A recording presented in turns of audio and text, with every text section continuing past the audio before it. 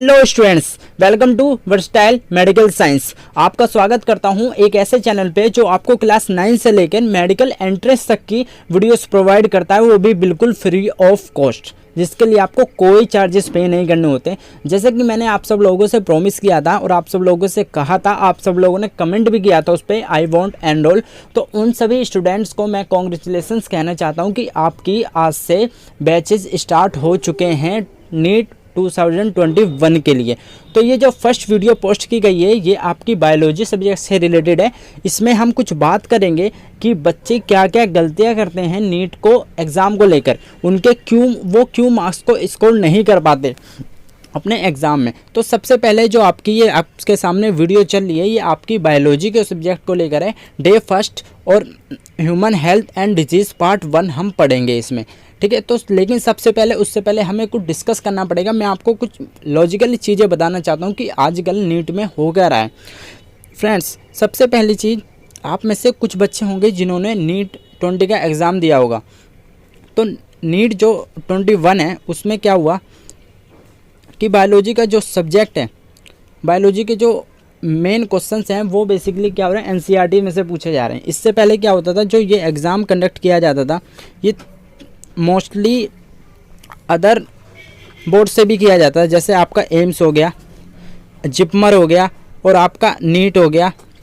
NEET अभी आया है, पर इससे पहले अगर आप लास्ट ईयर भी देखोगे तो एम्स भी था, जिपमर भी था, नीट भी था। लेकिन उससे पहले आप देखोगे फिर सीपीएमटी भी था, एआईपीएमटी भी था। लेकिन नाउ डेज हो क्या रहा है कि ये एग्ज़ाम जो दे दिया गया है नीट का, बिल्कुल एक ही एग्ज़ाम कर दिया गया ऑल अंडर ग्रेजुएट एडमिशन के लिए। तो वो एग्ज़ाम दे किसको दिया है, एनटीए के अंडर कर दिया गया है।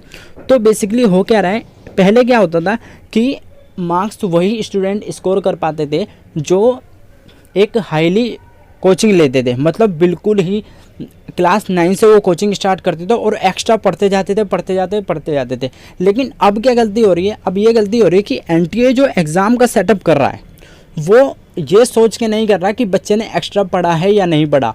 वो ये सोच के कर रहा है कि जो सीबीएसई सिलेबस प्रोवाइड करता है क्लास 11th और 12th का बेस्ड ऑन एनसीईआरटी, अगर वो स्टूडेंट पढ़ता है तो वो उस एग्ज़ाम में अच्छे खासे नंबर स्कोर कर सकता है। लेकिन आजकल क्या हो रहा है कि बच्चे क्या करते हैं, एक्स्ट्रा मटेरियल बहुत पढ़ते हैं, ठीक है, कोचिंग जाते हैं, एक्स्ट्रा मटेरियल बहुत पढ़ते हैं, लेकिन एनसीईआरटी पे उनका फोकस कुछ रहता ही नहीं है। बेसिकली क्या है, यही है सबसे मेन रीज़न जो मार्क्स स्कोर नहीं कर पाते बच्चे। इस बार क्या हुआ, एनटीए के एग्ज़ाम में 20 का अगर आपने एग्ज़ाम दिया हो किसी बच्चे ने, या फिर कोई अगर अभी 12th पास आउट किया है, वो भी उनके लिए भी बहुत अच्छी इंफॉर्मेशन है। तो आपको मैं एक क्वेश्चन, बायोलॉजी के 90 क्वेश्चन थे, मैं आपको कम से कम 89 क्वेश्चन, बायोलॉजी के 89 क्वेश्चन आपको एनसीईआरटी में से दिखा सकता हूँ। एनसीईआरटी में से 89 क्वेश्चन, एक क्वेश्चन जो था आपका वो मैं ये कहूँगा कि एनसीईआरटी की लाइन नहीं था एनसीईआरटी का सिलेबस, पर एनसीईआरटी की लाइन उसमें एज इट इज नहीं लिखी कि मैं आपको दिखा सकूं बिल्कुल। लेकिन लॉजिकल वही था वो क्वेश्चन करके। अगर आप मुझसे चाहते हो कि पेपर का एनालिसिस कि हमें एनसीईआरटी से दिखाओ और प्रूफ कराओ, मैं उसकी भी वीडियो आपको पोस्ट करके डाल सकता हूँ। अगर आप चाहते हो तो मुझे कमेंट करना, मैं उसकी वीडियो पक्का डालूंगा। अगर मेरे को 30 स्टूडेंट ने भी इस बात का कमेंट कर दिया कि हमें एनालिसिस चाहिए पेपर का बायोलॉजी का और विद प्रूफ की एनसीईआरटी में से आया, मैं 89 क्वेश्चन उनको दिखा सकता हूँ, ठीक है। लेकिन फिलहाल अभी हम टॉपिक पे चलते हैं। जो 89 क्वेश्चन थे आपके वो एज इट इज़ एनसीईआरटी की लाइन बेस से बायोलॉजी की बात कर रहा हूँ मैं, ठीक है। अभी बायोलॉजी की आपकी क्लास चल रही है, बायोलॉजी की बात कर रहा हूँ। लेकिन वही स्टूडेंट्स मार्क्स इसलिए नहीं स्कोर कर पाए क्योंकि उन्होंने एक्स्ट्रा इतना पढ़ लिया कि बायोलॉजी पर उन्होंने फोकस नहीं किया। और जब बायोलॉजी पे फोकस नहीं किया तो फिर उनके स्कोर कम गए। जब उन्होंने वो क्वेश्चन देखे तो वो कह रहे ये तो हमने एक्स्ट्रा में पढ़े ही नहीं। तो हो ये रहा है कि एनटीए क्या चाह रहा है कि एनटीए अब पेपर को ऐसा बना रहा है कि अब आपने देखा होगा 720 ऑफ 720 भी आ रहे हैं मार्क्स, ठीक है। तो एनटीए बेसिकली कर यही रहा है कि वो पेपर को ऐसा बना रहे कि every student can give and score marks. ठीक है, जो स्टूडेंट दूर रहते हैं, जहाँ कोचिंग प्रोवाइड्स नहीं होती, ना ऑनलाइन ना ऑफलाइन, कैसी भी नहीं, सिर्फ वो स्कूल में जाते हैं, पढ़ते हैं, उन पे किताबें होती हैं, उनसे ही पढ़ के वो एग्ज़ाम देते हैं, वो स्टूडेंट्स भी अच्छी खासी तैयारी करके नीट में एडमिशन ले सकता है एनटीए के अकॉर्डिंग। ठीक है, इसलिए ये बोर्ड बनाया गया और इसका कुछ मेन मोटो है। ठीक है, तो इसलिए आप सब लोगों को एक बहुत अच्छी चीज़ बताना चाहूँगा। मैं ये नहीं कह रहा कि आप जहाँ कोचिंग ले रहे हो आप उसे आप कंटिन्यू रखिए अपनी कोचिंग, लेकिन मैं आपको एक चीज़ यही कहना चाहूँगा कि आप जो मैं अभी आपको कराऊँगा ना नीट का सिलेबस, बायोलॉजी की स्पेशली अभी बात चल रही है आपकी इस वीडियो में, उसका क्या है, एनसीईआरटी तो है ही है, बिल्कुल एनसीईआरटी। ठीक है, लेकिन एनसीईआरटी में ऐसा कुछ नहीं है आपको थ्योरेटिकल लेके चला जाएगा, बिल्कुल नीट के लेवल का लेके चला जाएगा। और आपका सिलेबस फरवरी तक कंप्लीट करना है। ठीक है, फरवरी तक आपका सिलेबस कंप्लीट हो जाएगा, जिसके बाद मेन हमारा क्या स्टार्ट होगा, क्वेश्चंस की प्रैक्टिस। और वो इतनी ज़रूरी है कि उसके बिना अगर आप कितना भी सिलेबस पढ़ लो, सब कुछ वेस्ट है अगर आपने क्वेश्चंस की प्रैक्टिस नहीं की तो। ठीक है, तो यही है मेन कि आपका फरवरी तक हमें सिलेबस कंप्लीट करना ही करना है बायोलॉजी का, और फिर आपका उसके बाद क्वेश्चंस की प्रैक्टिस। अभी क्या होगा, अभी आपकी अल्टरनेट डे वीडियो डलेंगी टॉपिक वाइज। ठीक है, अल्टरनेट डे मतलब आज डल गई, वन डे छोड़ के फिर आपकी एक वीडियो डले करेगी। एक वीडियो अराउंड 30-40 मिनट्स की होगी, और एक वीडियो को आपको 2 टाइम्स देखना है। 2 टाइम्स देखने का मतलब ये है कि एक तो आपको फर्स्ट टाइम जब आप देखोगे वीडियो को जस्ट ऐसे ही देखोगे, ठीक है, सुना और देखा। लेकिन सेकंड टाइम जब आप देखोगे तो आपको अपने बाकायदा नोट्स लेकर और आपको हाथ में पेन लेकर आपको वो चीज़ें लिखनी हैं जो आपको वीडियोस में बताई जाएंगी। और फिर एट द एंड आपने 2 बार वीडियो देख ली, लास्ट में आपको वीडियो क्लोज करके उसको दोबारा रीड करना है। बस आपको इतना करना है। अल्टरनेट 3 वीडियो डलेंगे वीक में, 3 वीडियो, और जो आपका संडे आएगा, सैटरडे या संडे, इन दोनों में से आपको रिवीजन चलेगा उन्हीं क्वेश्चन का। रिवीजन हो गया थोड़ा सा, और साथ में लास्ट में उन्हीं जो टॉपिक होंगे, जितने भी टॉपिक कवर हुए होंगे 3 दिन में, उसका लास्ट में आपको उसी की रिवीजन होगी क्वेश्चंस की। और वो क्वेश्चन वही होंगे जो नीट में आने की पॉसिबिलिटी है उनकी। ठीक है, जिस हिसाब से पेपर इस बार का आया, लास्ट ईयर का आया, उनके बेसिस पे मैं इनको क्वेश्चन बनाऊंगा कि किस टाइप्स के क्वेश्चन आ सकते हैं। तो वही क्वेश्चन हम at the end of week करेंगे। ठीक है, तो फिर अभी फ़िलहाल के लिए सिर्फ इतना कहना चाहूँगा आपको कि आप एक काम ज़रूर कर लेना कि आपसे कोई वीडियो मिस ना हो। तो उसके लिए आपको सिर्फ इतना करना है कि एक तो चैनल को अगर आपने सब्सक्राइब नहीं कर रखा तो सब्सक्राइब कर लेना, दूसरा बेल आइकन पे ज़रूर क्लिक कर देना। उससे क्या होगा कि जैसे ही मैं वीडियो डालूंगा आपके पास नोटिफिकेशन आ जाएगी। मेरे इस चैनल पे काफ़ी वीडियोस डलती हैं। नीट का एक अलग से ही मैंने प्लेलिस्ट का चैनल वो बना रखा है, आप देख सकते हैं। यहाँ पे जाके आप प्लेलिस्ट चेक कर सकते हैं। नीट का स्पेशली प्लेलिस्ट बनाई हुई है, इसमें जाके आपको सारी वीडियोस मिल जाएंगी। ठीक है, और इतना सब कुछ करने के बाद अगर आपने फरवरी तक सिलेबस कंप्लीट कर लिया और सारे क्वेश्चन आंसर्स कर लिए, तो एक बात तो श्योर है कि 350 प्लस नीट में that is not a very difficult task, not a very difficult task. ये कोई बड़ी बात नहीं है। अगर आप मेरी सारी वीडियोस आपने कर ली और क्वेश्चन आंसर कर लिए, बीच में स्किप नहीं करना, ये बहुत बड़ी बात है। मैं आपको फिर कह रहा हूँ, आप अपनी कोचिंग ले रहे हो, लीजिए। ठीक है, और साइड में अगर आप इसे लेके चलोगे आपको खुद बेनिफिट दिखेगा कि फालतू की चीज़ें ना पढ़ के जो मेन चीज़ें हैं वो पढ़ी गई हैं, तो उनसे बहुत फ़र्क पड़ा। अगर कोई बच्चा मेरी वीडियो 11th या 12th क्लास में है वो देख रहा है, ठीक है, तो उनसे मैं एक रिक्वेस्ट करना चाहूँगा कि वो पहले प्लीज़ आप अपनी जो भी मैं टॉपिक बता रहा हूँ अपनी बुक खोलिए, उसमें पहले एक बार थ्योरेटिकली रीड करिए। ठीक है, फिर आप वीडियो देखने आना। आप देख सकते हो, कोई दिक्कत नहीं है, लेकिन पहले प्लीज़ मैं ये कहूँगा पहले आप थ्योरेटिकली उसे रीड करो, फिर आकर वीडियोज़ देखना। क्योंकि क्या है कि अभी जो ये बैच चल रही है ये नीट के लिए चल रहा है, तो थ्योरेटिकली अगर आप बोर्ड में स्कोर करना चाहते हो तो ये उसलिए नहीं है, क्योंकि आपको वहाँ पे थ्योरेटिकली लिखना पड़ेगा अच्छा खासा, तब जाके आप मार्क्स स्कोर कर पाओगे। लेकिन ये कंपटीशन लेवल का, इसलिए आप पहले उसे एक बार पढ़ लीजिए, फिर इस वीडियो पे आ जाना, फिर आप इसे कंटिन्यू कर सकते हो विद, अगर आप 11th में हो 11th क्लास और 12th क्लास में साथ साथ में नीट करना चाहते हो तो ये आपके लिए, ठीक है।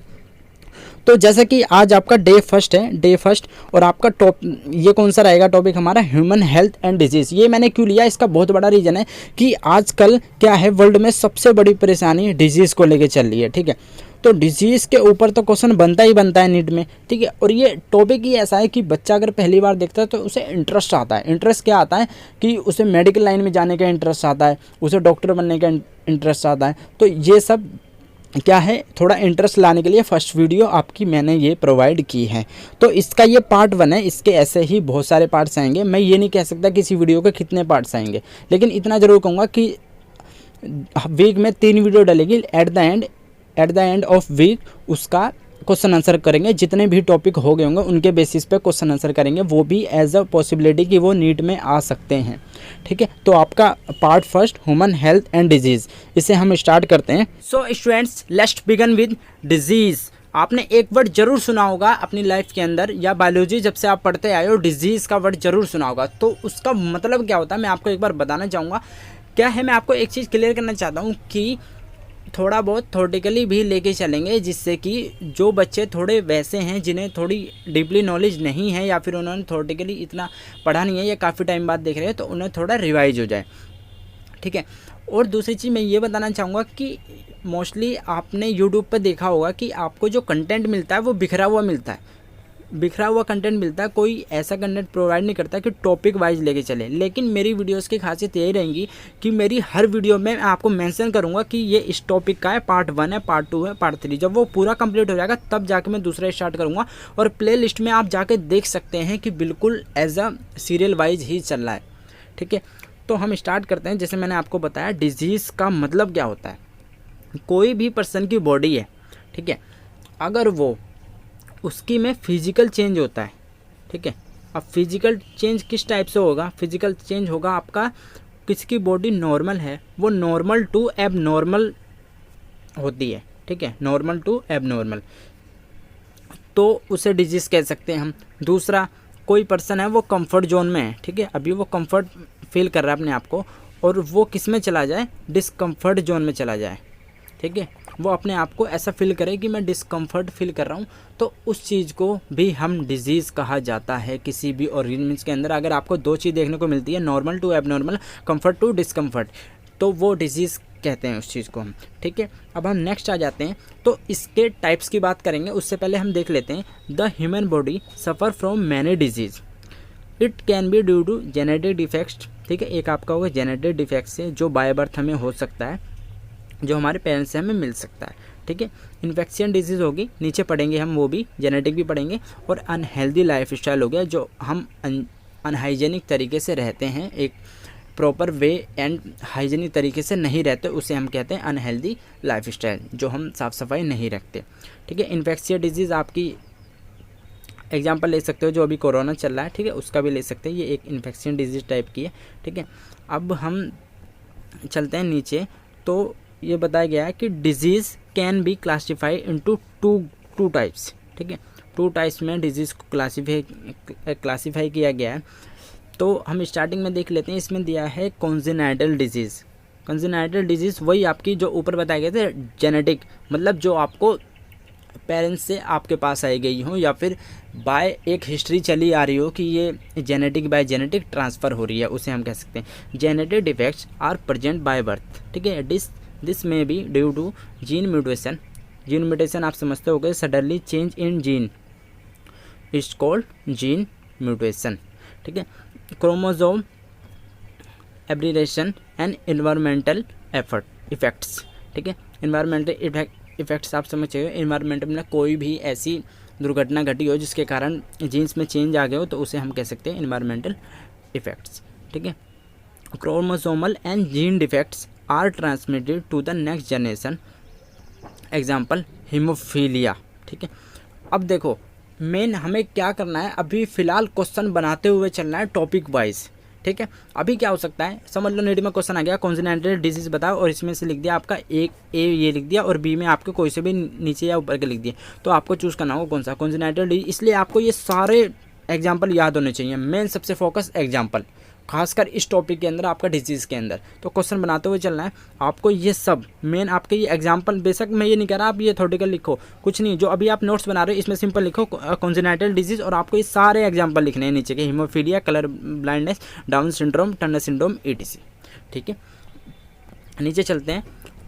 अब आते हैं हम एक्वायर्ड डिजीज़। ठीक है, इसमें लिखा है acquired disease acquired during a life time. ठीक है, मैं बता दूं, आपका बर्थ हो गया, ठीक है, आप वर्ल्ड में आ गए, ठीक है, आप थोड़े बड़े हुए और तब से लेके लाइफ स्पान आपने सुनाओ, पूरी लाइफ टाइम में आपको कभी भी कोई भी डिजीज़ एक्वायर हुई हो, ठीक है, तो वो आपकी कहलाएगी एक्वायर्ड डिजीज़। ठीक है, और अब आते हैं इन्फेक्शियस और communicable disease transmitted from one person to another person. आप समझती होगे, इन्फेक्शन किसी से भी दूसरे को लग सकता है, वायरल हो सकता है। आजकल कोरोना चल रहा है, सबसे अच्छा एग्जांपल है कोविड-19।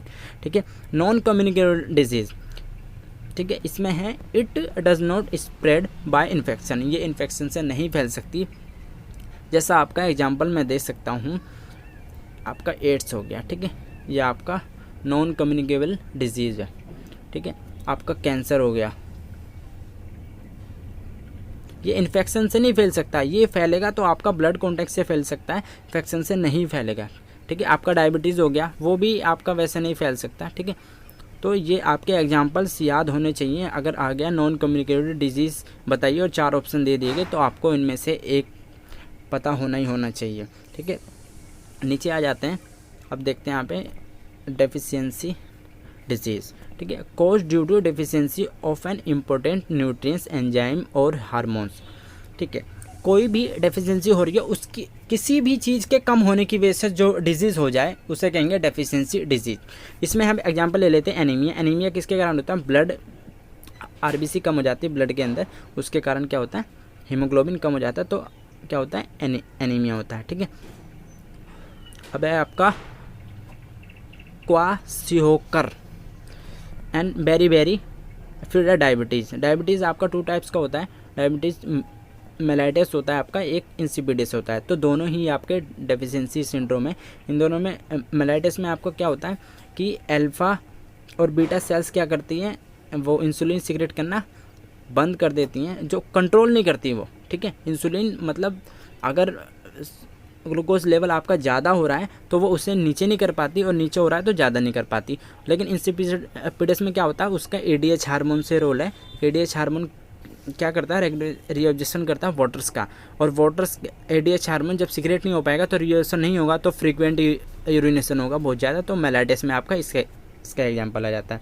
ठीक है, अब आ जाते हैं हम एलर्जीज। ये भी एक टाइप की डिजीज़ ही है। Hypersensitivity to foreign substance, example pollen, dust, mills. ठीक है, एलर्जिक आपके सारे हाइपर सेंसिटिविटी इसलिए बोला है क्योंकि ये क्या होते हैं? सेंसिटिविटी होते हैं आपके। अगर कोई भी फॉरेन सब्सटेंस या आपके अंदर चला जाए, फॉरेन या फिर कोई भी सब्सटेंस चला जाए, धूल वूल, तो उसकी वजह से आपकी जो एलर्जी होती है, आपको कुछ भी अस्थमा वगैरह किसी को भी आपने देखा होता है, तो वो ये आपका एलर्जिक हाइपर सेंसिटिविटी में आ जाता है। ठीक है, उसका एग्जांपल लिखा नहीं है, आप इसमें लिख सकते हो। अगर कोई पूछते हैं कि एलर्जिक हाइपर सेंसिटिविटी में कौन सी डिजीज़ हो सकती है, तो आप उसका एग्जांपल अस्थमा भी दे सकते हो। ठीक है फ्रेंड्स, तो आज का कम कंटेंट इसलिए रहा वीडियो का क्योंकि आज जो शुरू के 10-15 मिनट आपको कुछ एक्स्ट्रा चीज़ें बताने में कंज्यूम हो गए, तो वो चीज़ें लेकिन ज़रूरी भी थी ताकि उन्हें फॉलो करो, आप अप्लाई करो अपनी लाइफ में और आगे सक्सेस लो। ठीक है, लेकिन अब मैं आपको कुछ इंपॉर्टेंट बात बताने वाला हूँ कि eight the end of video, कि एवरी वीडियो के एंड में मैं आपको क्वेश्चंस कराया करूँगा और उनका एक रिविज़न दूंगा, शॉर्ट सा 2-3 मिनट के अंदर पूरी वीडियो का रिवीजन दिया करूँगा। ठीक है, लेकिन मैं अभी आपको कुछ चीज़ बताना चाहता हूँ कि जैसे कि आप मेरे चैनल पे अभी नए जुड़े हो, ठीक है, तो आप लोगों को एक काम जो करना है, मेन आपका मुझे एक रेस्पॉन्स चाहिए। रेस्पॉन्स इज़ लाइक कि आप रेस्पॉन्स कैसे कर सकते हो, मुझे कैसे बता सकते हो कि मैंने कैसे बताया, आपको कैसा नहीं बताया, आपको क्या इंप्रूवमेंट चाहिए, आप वो भी लिख सकते हो। मेरे को आपका रेस्पॉन्स चाहिए, आपका सजेशन चाहिए, क्योंकि मैं वीडियो आपके लिए बना रहा हूँ, अपने लिए नहीं बना रहा। तो आप लोगों को अगर नहीं पसंद आएगी, मैं चेंज करूँगा बनाने का तरीका या फिर कुछ बताने का तरीका। ठीक है, तो लेकिन उसके लिए आपको क्या करना पड़ेगा? सबसे पहले तो आपको सब्सक्राइब तो करना ही करना है चैनल को। उससे क्या फ़ायदा होगा कि अगर आप सब्सक्राइब करोगे, बेल आइकन पर क्लिक करोगे, तो आपको कोई वीडियो मिस नहीं होगी, और वीडियो मिस हो गई तो टॉपिक बिल्कुल ही हट जाएगा और आपको समझ में आपको डिफ़िकल्ट होगी फिर से दोबारा पकड़ने में। दूसरा, आपको लाइक करके रेस्पॉन्स करना है कि आपको मेरी वीडियो अच्छी लगी हो, क्योंकि इससे क्या होगा, अगर आप लाइक करोगे तो मुझे पता लगेगा आप लोगों को वीडियो पसंद आ रही है, तो मैं वीडियो को कंटिन्यू रखूँगा। ठीक है, तो इस वीडियो पे हम एम करते हैं 50 लाइक का। ठीक है, ओनली 50 लाइक का एम रखते हैं। अगर 50 लाइक इस पर क्रॉस हो गए तो मैं मानूंगा कि हाँ, मैंने वीडियो अच्छी बनाई है और आप लोगों को पसंद आई है। ठीक है, और आपका सजेशन चाहिए मुझे कमेंट में, आपको जो भी प्रॉब्लम हो वीडियो में, जो भी आपको कमी लगी हो, जो भी कुछ लगा हो, या आप कुछ इंप्रूवमेंट चाहते हो, जो भी आप सजेशन देना चाहते हो, मुझे प्लीज़ ज़रूर कमेंट करना। ठीक है, और वीडियो को शेयर ज़रूर करना। शेयर करने से ये होगा, जितने ज़्यादा स्टूडेंट जुड़ेंगे उतना ज़्यादा इंकरेजमेंट होएगा मेरे अंदर पढ़ाने का, कि हाँ मोर स्टूडेंट पार्टिसिपेट कर रहे हैं, तो मैं वीडियोस को जल्दी जल्दी लाऊंगा और भी ज़्यादा कोशिश करूंगा आपको बेहतर पढ़ाने की। ठीक है, तो आज की वीडियो में इतना ही। Stay healthy and stay safe. मिलते हैं नेक्स्ट वीडियो में। Till then bye.